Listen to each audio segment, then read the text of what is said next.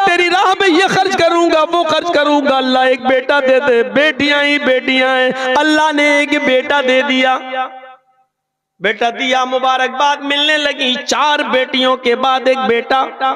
अल्लाह तेरा का शुक्र है। बस 7 दिन पूरे हुए, अब भूल गया कि मेरे घर में बेटा देने वाली जात अल्लाह की है। उसने मेरी दुआ सुनी। अब आलीशान तरीके से अकीका कर रहा है। अकीके में सुन्नत भूल जाता है, वो ऐरो गैरों को बुलाने लगता है। उसकी दावत में शराबी और जुआरी आने लगते हैं, कुछ छक्के भी आते हैं, डांस भी करने लगते हैं। किसी ने पूछा ये क्या कर रहे हो? अल्लाह ने एक बेटा दिया है, धूमधाम से अकीका करूंगा। घर में बेटा धीरे धीरे बड़ा होने लगा। 4 साल का हुआ, 5 साल का हुआ, उसने उसको कॉन्वेंट में एडमिशन दिला दिया।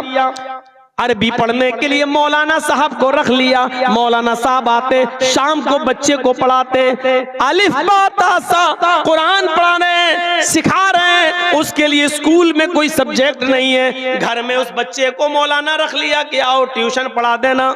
कॉन्वेंट के बच्चों को ट्यूशन पढ़ाने के लिए, मेरे बेटे को साइंस और बायो पढ़ाने के लिए जो टीचर आता है वो 5000 रुपए महीना लेता है। लेकिन मौलाना साहब हमारे बच्चे को कुरान पढ़ाने आते हैं तो 500 रुपए दिए जाते हैं। यह है कुरान पढ़ाने वाले मौलवी की कदर कीमत। और वो है कॉन्वेंट के बच्चे को साइंस और बायो पढ़ाने वाले को 5000 रुपए देना। और कुरान जो पढ़ाने आ रहा है घर में मौलाना हाफिज, उसको आप 500 रुपए दे के निपटा रहे हैं। मेरे भाइयों, बच्चे का जहन देखकर मौलाना साहब ने कह दिया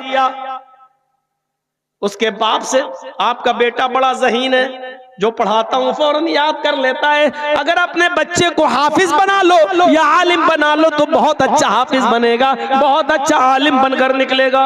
मौलाना साहब भूल गए, अल्लाह से दुआ कर करके बेटा मांगा है। चूंकि वो बच्चा 7-8 साल का हो चुका है, कॉन्वेंट में पढ़ रहा है, 3rd और 4th में आ चुका है। मौलाना साहब की बात से बाप गुस्से में आ गया।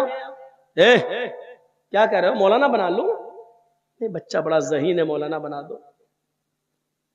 तुम्हें कितनी तनख्वाह मिलती है मस्जिद में?